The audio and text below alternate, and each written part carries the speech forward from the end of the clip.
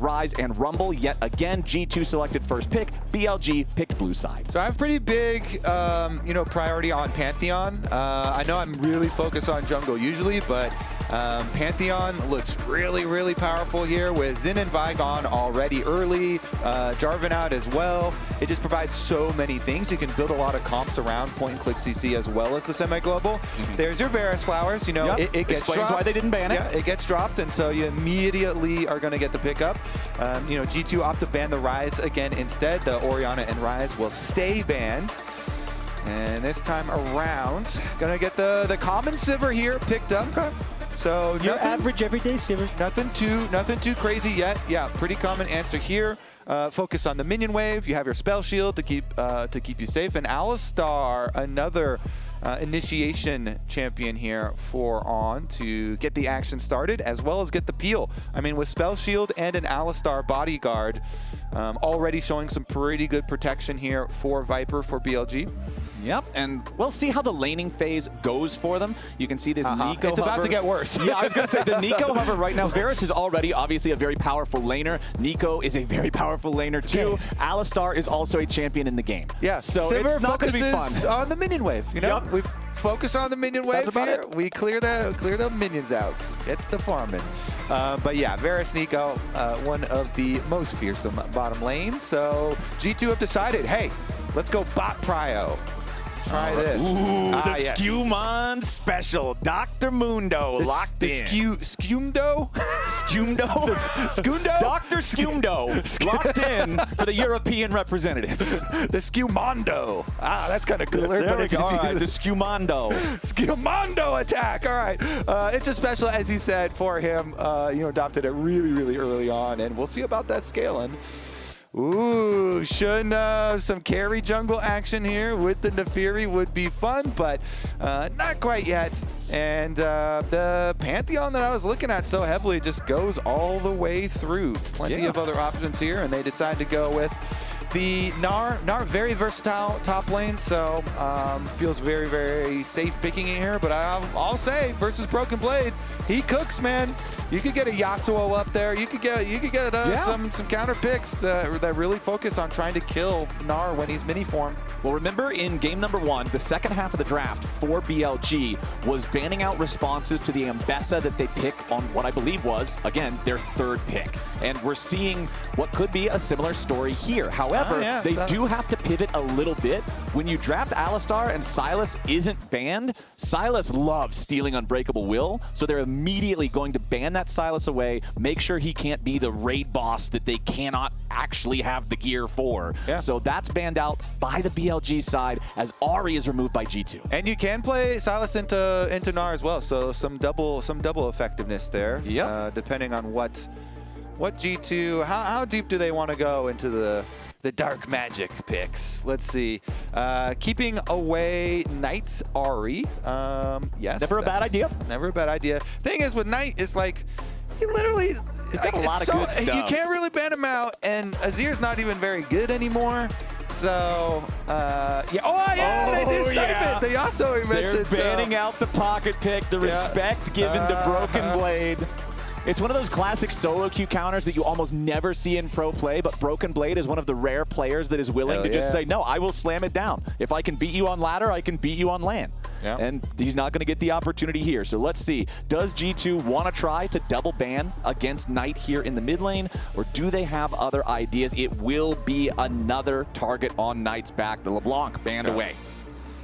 Okay, whittle down a little bit more on the effective champ pool. As we said, though, a Knight's pool goes about as deep as it can go. Okay, so what do we got? Beat around it. Honestly, they're already like their first 3 are really versatile, so they're not kind of like pinned down in any one direction. Well, this I did like this, though. This would be what you were talking about earlier, right? How this is one of the premier jungle champions right now, especially when you're up against an immobile AD carry like Varus. If you ever find the opportunity to make a play, even early on in the lanes, or even once people start grouping, if you can get a good angle on the back line onto the Varus, it's so hard for him to deal with Pantheon just crashing down on top of his head.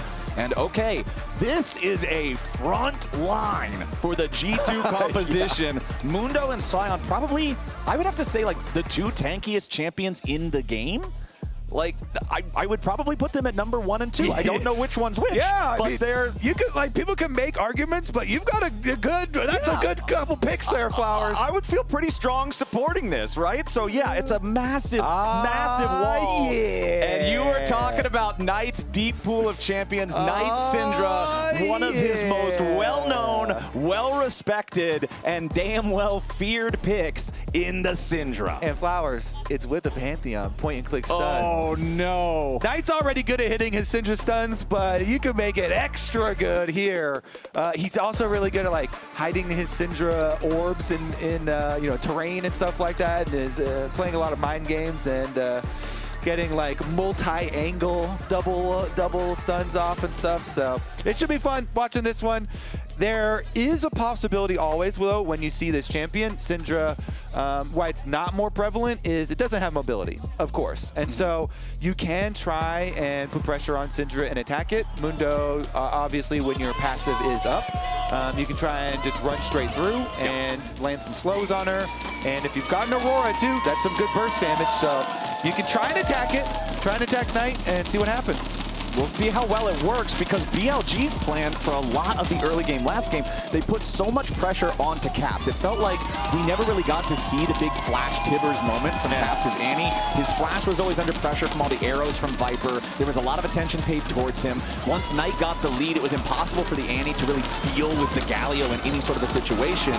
So maybe if G2 can return that favor, that could be the secret sauce to tying up this series. Remember, the game number 1 was really close for a really long time. It was about a 1,000 gold lead for a significant part of the game, but then the bin triple kill. That kind of just ripped the game open. And guess what? Sion's not going to do much to slow down Gnar, bro. Probably not. Broken Blade is on. Broken Blade's just on tank duty. It seems like this series. It seems like G2's call is, all right, just be our front line, you know, and we'll try and win some team fights later. Honestly, it's not a bad call versus BLG to just say, hey, we are gonna pick tanky and we're gonna try to outplay you in 5-on-5s, because you know, that has been a way to attack BLG. BLG are so good in like in skirmishes and you know, when you're trying to challenge their solo laners, but. If you try and opt to, okay, we're just going to get some tanks, some front line, and try and 5-on-5 you, then that's a worthy call. But in the current scenario, and after experiencing the previous game, you have to wonder what type of heroics Bin's going to go for this time around. Well, we're already getting the 2v2 battling at level 1 down here in the bottom lane. As you would pretty much expect this to go, everybody wants to fight for that early priority, that early control, and it is BLG ticking level 2 first. Both of our junglers are starting on the top half of the map. We'll be pathing towards bottom side, so every summoner spell, every low health bar will be that much more juicy if a jungler can get his hands on it. Yeah, certainly will. And again, we have, well, we have wards, Raptor ward for G2, so they are going to see the timing for Shun on Raptors here. So okay. They'll have basically perfect timing on Shun's clear, even though Shun is pulling the Raptors into the brush there. They'll see that they are dead, and so they can work around this. Mundo, of course, very quick clear and wants to keep up the power farm, wants to scale. Okay, so Viper and On have the push, have the control here in the bottom lane. And I feel like when you're an Alistar against Varus and Neeko, having the push in bottom lane, you're feeling great. Yeah, Viper's doing a good job here, bouncing damage off the wave onto them. So some really good value there, and they actually forced the recall out of Labrov really early on. They forced the heal, and now they're going to force more. They go after Hans Sama, the flash away from Hans, but the flash follow from On. It'll be a 1-for-1, but it is first blood over to BLG, and it is the AD carry on G2 that dies. Hans will at least be the one, of course, that gets that kill back. BLG would have preferred to have the first blood onto Viper, but still, they're going to kill Hans off. They're going to get this wave shoved up forward. SkewMond's coming around down bottom, though, and if they get this kill onto Viper, that's going to feel really good. Viper is in some danger now, and surely there is no way out for this Sivir. Just going to walk into the turret, and SkewMond even flashes to make sure he's the one who gets the kill. SkewMondo is getting paid, Flowers. Okay, so big ups to BLG's bottom lane. They forced out the heal and the back. On says, you know what? since I'm flashing for this and dying for this, I am going to get the kill. I'm going to punch you for the extra money for first blood. It is a bigger deal when supports steal the first blood kill also. Right. Flowers, even more so. Plus, since you always want Sivir scaling as quickly as possible, obviously that would be ideal for him to get it. But, you know, they're under tower aggro, and the tower is already heating up. On, though, might die again. Yeah, On is in a pretty precarious situation. Has to try to get away from Caps and Labrov, as the Aurora only needs one more shot to take him out. Scatter the Weak tries to make the distance, but the twofold Hex finds its mark. G2 is up 3-1. On, you do not get to go wherever you please. Not as a level 3 Alistar. I mean, it's especially when you already use your flash aggressively to make a play on bottom side. You have to be a little bit more patient, but his objective is to get this really deep vision. But, you know, you oftentimes are going to have to sync up with your jungler, especially if you don't have flash anymore. And enemy has roam timer also, so you've got some something to answer for there, because now Caps did invest his flash, but Aurora with money is also more scary. Oh yeah, you're happy to use the flash to get that little bit of extra acceleration early on. 700 gold lead for G2, punishing this aggro from BLG, and you can see once again, it's SkewMond hanging around down here in the bottom lane, level 5 on the Mundo, about halfway towards level 6. As On and Viper are going to need to be careful. BLG got to make sure they don't get too excited, but the control over this bottom lane for Hans and Labrov means that SkewMond can start this Drake up very early. This is a very similar timer to what we saw Shun do in game number 1. However, Shun is also down around this part of the map, level 5 on the Pantheon. But Caps has rotated over to the Drake. Shun might try to steal it away with a Comet Spear, hope that SkewMond this time with a Smite or something, but it doesn't look like this is really a fightable angle for the BLG side, and the Dragon goes the way of G2 here nice and early, just like game number 1, right about 5.5 minutes in. Yeah, good stuff here, G2 first Drake. I mean, if you're tracking Mundo games, being able to just full clear, grab a kill, and then full clear and grab a dragon, it's looking pretty good for the efficiency here for the businessmen. Yeah. Oh, he's capitalized the M as well. I love this. SkewMondo is only one letter away. Wait a second. The Scuttle Crab, though. BLG saying that's not your crab. Yeah, they're even bringing in a teleport for this. Shun takes away one of the honey fruits. It is my crab. It's only On's teleport, but they steal it away. This is the power of Syndra. Every jungler has had to deal with this before from Syndra, where she just yoinks the crab away and hand feeds it to her jungler instead. And that means it's very easy for Shun to be the first one to level 6, but SkewMond will immediately hit level 6 right after. So both junglers now, it's a different type of playmaking that these ultis enable. Shun's is obviously the traditional type where you can get active on the map from a long distance away, but SkewMond's enables some pretty audacious dives or big risky plays with the tankiness that will provide there for Dr. Mundo.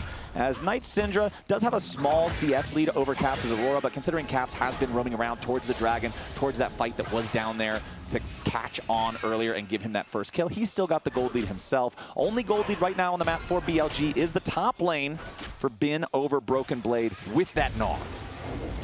Yeah, been doing quite nice. Ooh, gets the wave and some damage. Feels good about that. And here comes Shun.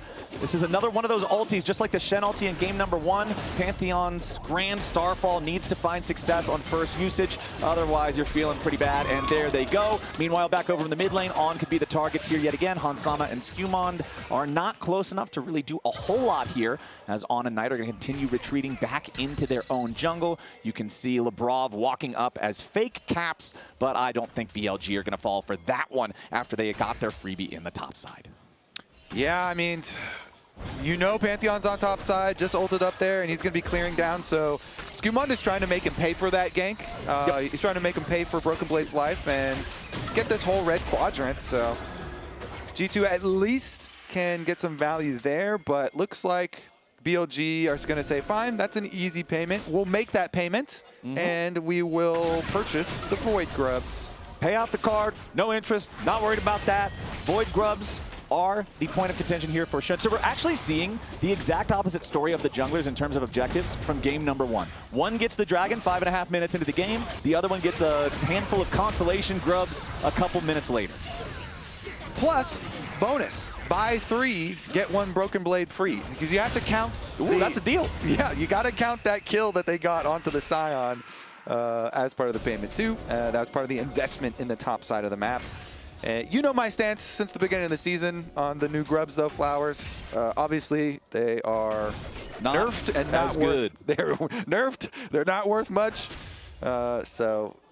Pretty sad. Hey, they're worth money. You can kill them like they're wolves. Yeah, they're worth less money than they used to. But Dragon, of course, you know, the Mountain Drake is going to always be really nice for this G2 squad. Wait a second. Is this going to result in anything on I'm looking at the bottom side also. Okay. And we just had on recall. So you always want to track your you know, support resets out of. Oh, a nice little ping there from G2 also. They're questioning where On is going to go. They're like, hey, On is kind of crazy with it, so he might not go back bottom lane, and we'll see. There could be a support roam, but now he's going to show bottom lane. They'll know, all right, everywhere is safe.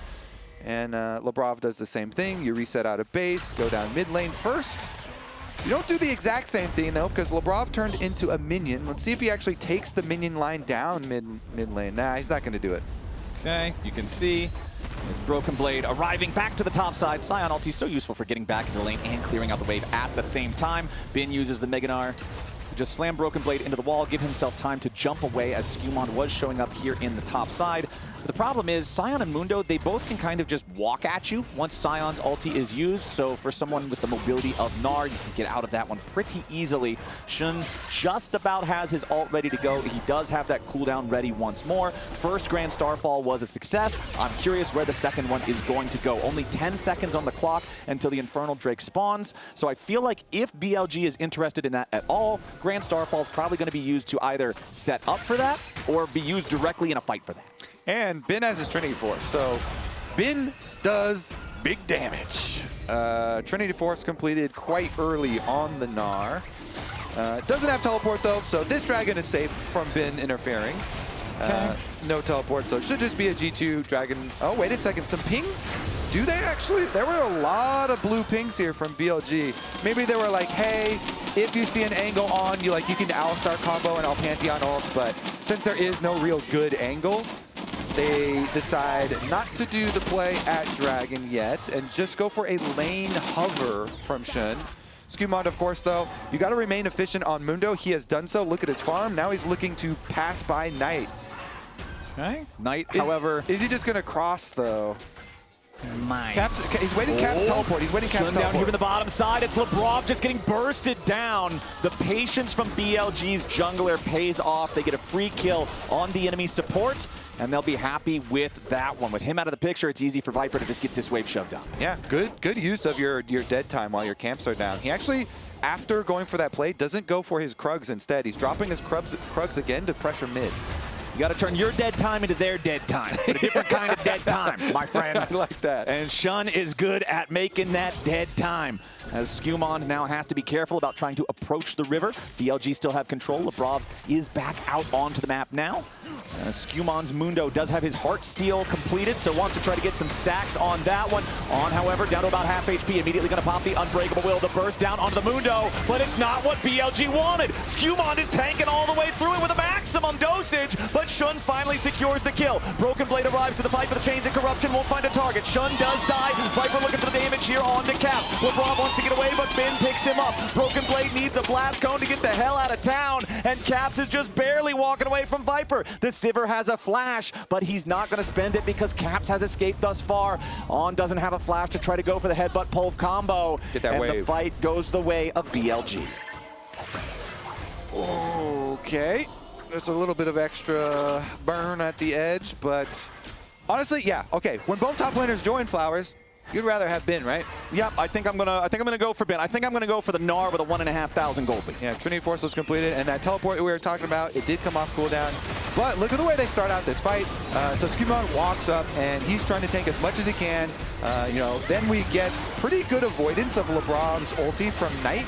Knight's spacing was quite good. On even survived. And then even with Chains of Corruption going wide, still enough damage for G2 with their bursty comp here to get their kill. But was an answer here for Bin as he's able to chase down another. He's no flash Peter. Let's see what they do in the aftermath. Caps, though, of course, was still able to survive, so at least they did get him out. But this BLG lead, 1.3K now, the gold lead. And I'm still just so curious about how these timers are mirroring game one so much with the neutral objectives, because we're also going to have such a similar story where the Rift Herald spawns and then the third Drake spawns about 1 minute after. Remember that favored BLG in the previous game? They were able to grab the Herald, no contest from G2. They then used a combat type of Herald with Labrov driving, or not Labrov, excuse me, with On driving it towards the enemy team in one of the team fights around the Drake after. Scout of the week comes out from Han Sama. Coinbase Gold Grind, keeping track of our top laners there, looking at Bin's advantage.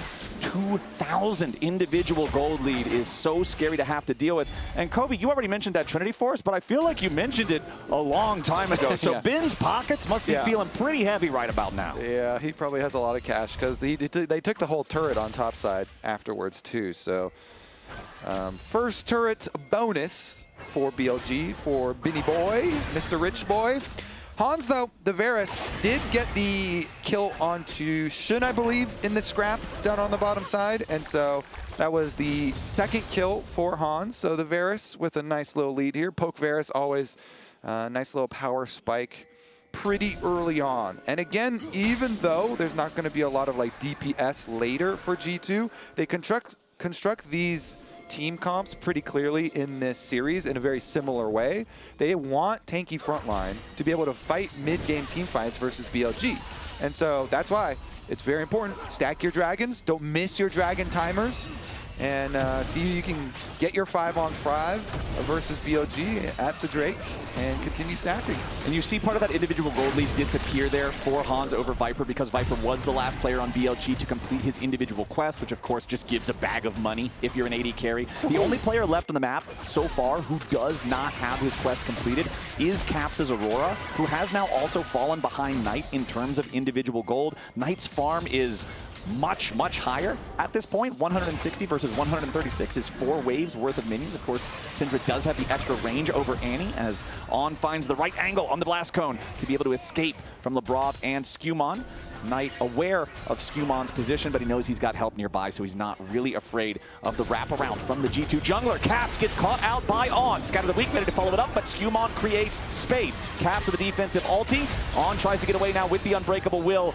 There's your cleanse coming out from the Alistar to make sure that he does not get caught, as Bin has also showed up to the fight here on the Gnar. This will be third Drake for G2 if they can secure it. Bin's going to go ahead and take his recall as SkewMond has started up the Dragon with the rest of G2 right behind him. BLG going to bring Bin right back into the fight now as Shun takes about 40% of his HP in damage. G2 should just be able to secure the objective, and they've got it. But now On wants to use that Combat Herald. He knocks the CC immunity off of the Mundo, but Bin gets stopped trying to jump in. Meanwhile, On's behind enemy lines. There's no way he survives this. Shun, Knight, and Viper chasing after the tanks on G2. Never mind, I'm made a liar. On gets away. Nicely done from the support. But the big winners in this scuffle are G2, who have secured soul points. It doesn't look like we're done here just yet. They know Bin has no Narvar. They're looking to go in after the most fed member here on BLG.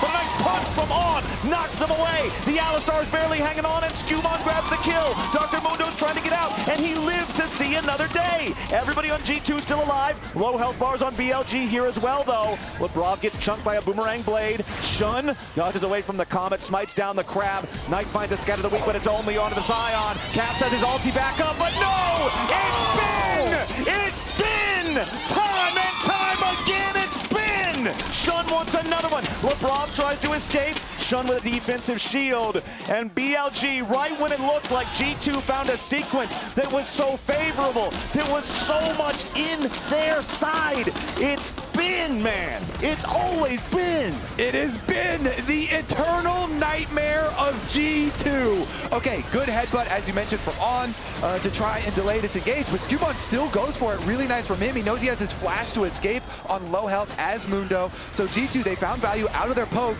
But again, as BLG are dispersing, Bin says, I'm not done with this play. I'm not done with you yet, G2. He kills Caps, he kills SkewMond, he keeps the play going.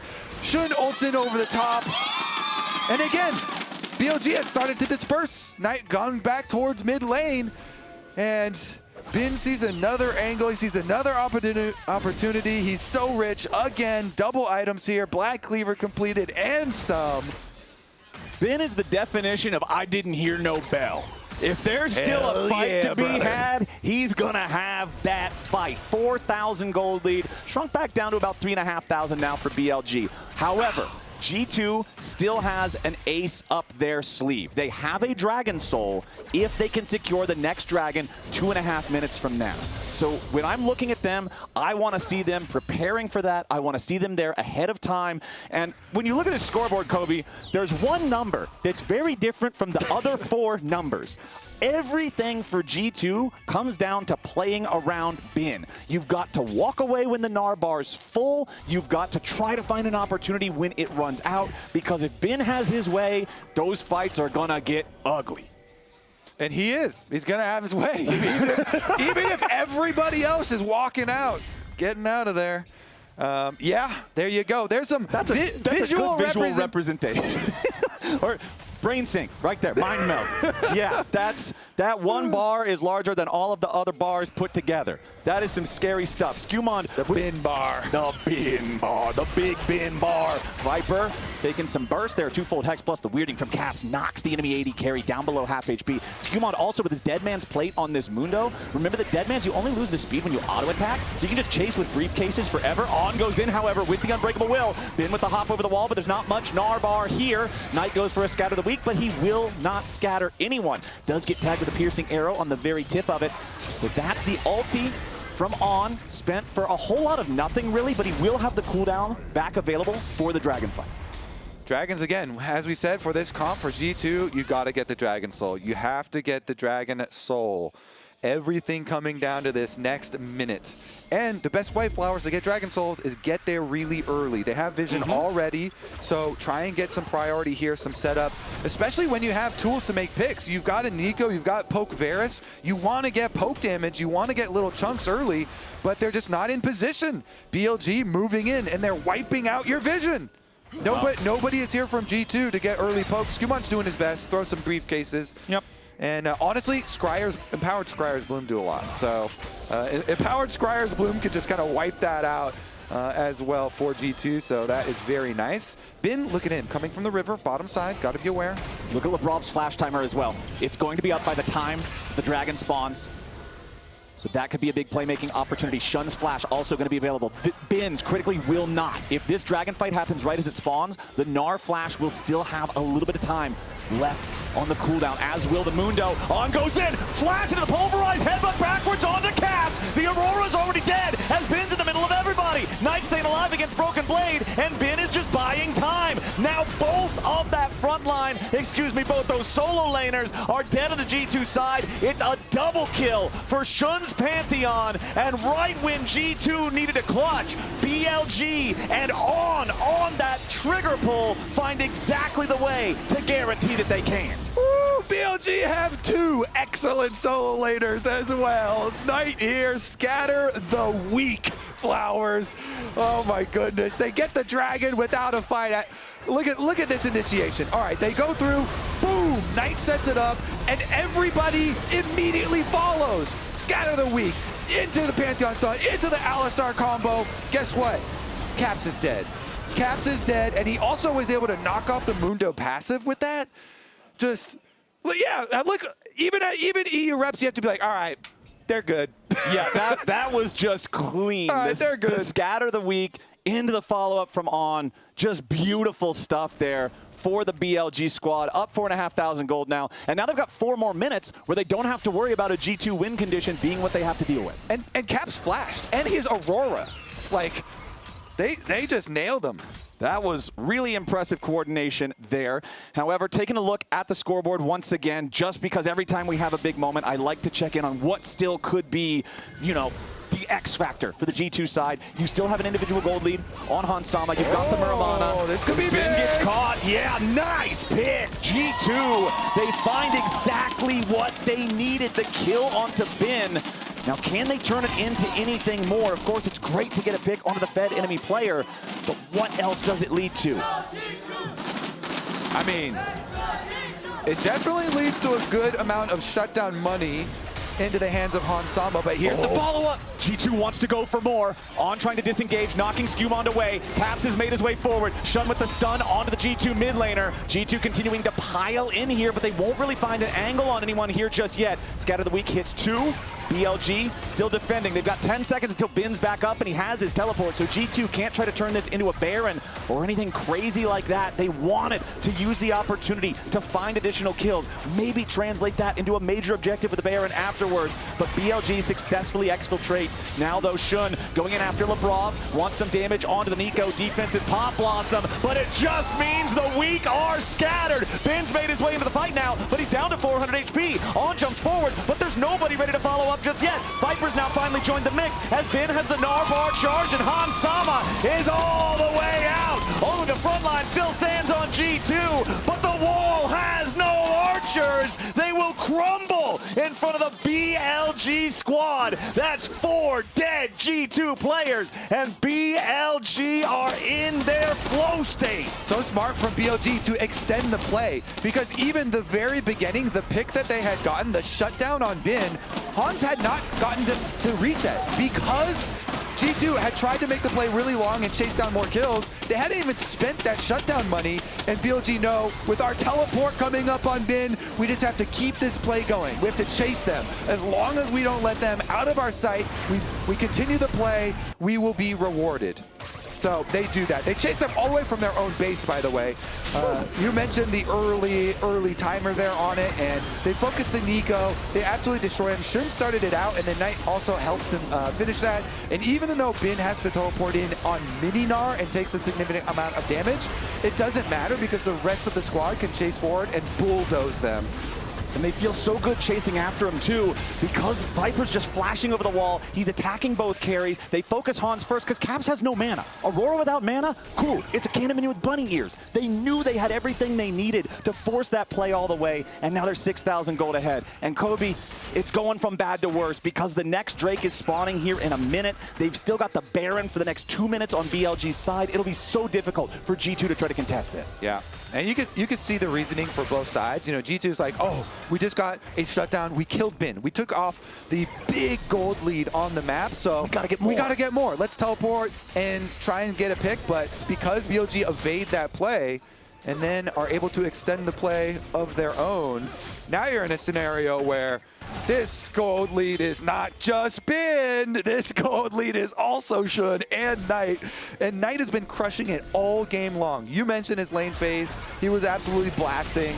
Then he got, wait a second. Flash Pop Blossom, but no! It's Knight stopping Labrov once more. His Syndra is feared for a reason. He's immediately ready to react, and that is one of the biggest playmakers, game changers, X factors, whatever you want to call it, for the G2 side. No Flash Pop Blossom on Neeko is going to make what's already a difficult fight to try to find the angle nearly impossible. Bin keeping the pressure on here in the mid lane, does have his hop interrupted there by the decimating smash. However, there's not enough pressure from G2 to really scare him into anything that might even look lethal, as the Dragon is alive. Shun's already dealing with that one. Viper's going to help him DPS it down. They still have a little bit less than 1 minute on the Baron to try to continue pressuring the lanes, but again, the Dragon Soul is avoided.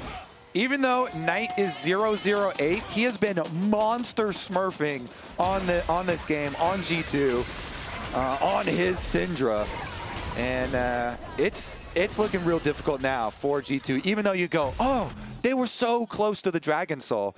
Well, it doesn't matter if you're close, because just the early dragons, the individual ones, don't give you a lot of power. It's all about finishing the job, finishing the soul, and BLG has said, nope, you're not going to be able to even get close to the next dragon. And look at Shun, 7-1-3 on the Pantheon. Even when Bin had his big moment earlier, Shun was following up with him. He's the one who actually got the second kill. Yeah. You talked back in draft about how Pantheon's open. Xin and Vi are already out because of Fearless. He made it through the first half, but then locking this in was clearly the right choice for the BLG squad. Shun now with the Guardian Angel on that Pantheon as well. This can be a double-edged sword sometimes. Because as Pantheon, you always want to ult into the back line. And Guardian Angel will let you do that. But sometimes it might let you do it a little bit too much. So we'll see exactly how he wants to place that, exactly how he wants to time that to guarantee another BLG victory. It's 2.5 minutes till Baron. It's a little under 4 minutes until the next Drake. It's a 7,000 gold lead for BLG as G2 have to try to find some way to bring it back. But Bin's going in after Caps. He tries to escape, but Viper's already got him. It's both carries dead on G2. It's a massacre in mid lane. Labrov and SkewMond get away, but with the carries already down, what is even the play here for G2? BLG are just going to hard force it down mid, and that's a 5-man push. You've got 2 tanks and support Neeko to try to hold on to the Nexus for the next 25 seconds. Knight preparing the orbs, minion wave marching up. There's no Baron, but they have so much damage. Viper is on 3.5 items. Defensive pulverize coming out from On as Broken Blade tries to step forward, but now he's the one who's going to be scared. Knight gets the execution there with the unleashed power as Broken Blade's dead body's not going to be able to clear enough here just yet. Neeko ulti does nothing. Shun is low, but he will not die. SkewMond tries, SkewMond dies. BLG, they take out the remaining 3 as the carries finally respawn. Shun's still at about 400 HP, and they need another minion wave. It's Caps and Hans versus the BLG 5 as Caps has to try to get back to the fountain. So much damage coming in, he will escape back to the steps, but it's the Nexus turrets that they've got to be afraid of. Scatter the weak onto 2 yet again. BLG are just trying to pad their stats at this point. Ulti does nothing from Caps. That's another BLG win. They are on match point in this best of 5. Woo! G2 have not been able to beat BLG at an international Riot tournament yet. And BLG say it's probably not going to happen today either. I feel like this one is, there's more options for who might be player of the game. For me, I think I've got to go Shun with that Pantheon, making so many plays, following up on so many plays. Lounge, what do you guys think? I think it's pretty cooked for G2 right now. It's already started. Honestly, I gotta give it to you guys.